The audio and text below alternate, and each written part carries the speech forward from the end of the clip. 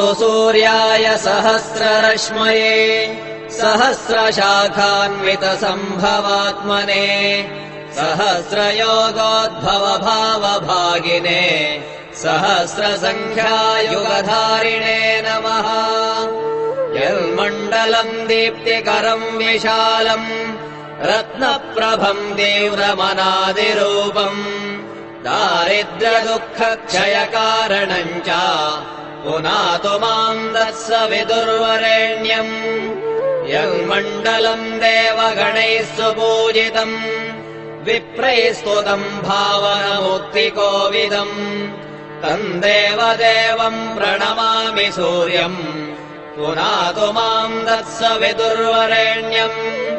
यन्मण्डलम् ज्ञानघनम् त्वगम्यम् त्रैलोक्यपूज्यम् त्रिगुणात्मरूपम् समस्ततेजोमय दिव्यरूपम् पुनातु माम् तत्सवितुर्वरेण्यम्।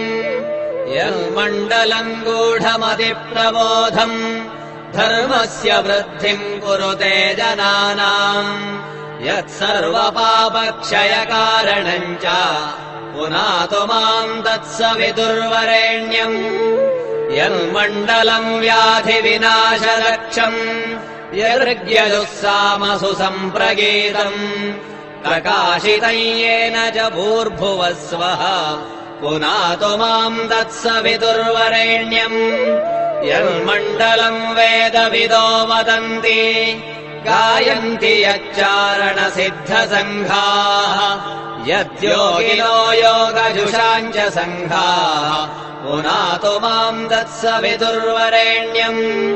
यन्मण्डलम् सर्वजनैश्च पूजितम् ज्योतिश्च कुर्यादिह मर्त्यलोके यत्कालकालाद्यमनादिरूपम् पुनातु माम् तत्सवितुर्वरेण्यम्।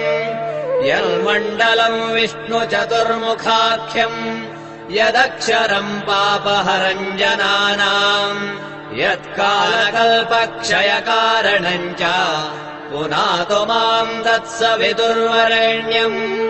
यन्मण्डलम् विश्वसृजम् प्रसिद्धम् उत्पत्तिदक्षप्रलयप्रगल्भम् यस्मिन् जगत्संहरतेऽखिलम् च पुनातु माम् तत्सवितुर्वरेण्यम्। यन्मण्डलम् सर्वगतस्य विष्णोः आत्मा परम् धाम विशुद्धतत्त्वम् सूक्ष्मान्तरैर्योगपथानुगम्यम् पुनातु माम् तत्सवितुर्वरेण्यम्। यन्मण्डलम् वेदविदोपगीतम् यद्योगिना योगपथानुगम्यम् तत्सर्ववेद्यम् प्रणमामि सूर्यम् पुनातु माम् तत्सवितुर्वरेण्यम्। सूर्यमण्डलसुस्तोत्रम् यः पठेत् सततम् नरः सर्वपापविशुद्धात्मा सूर्यलोके महीयते।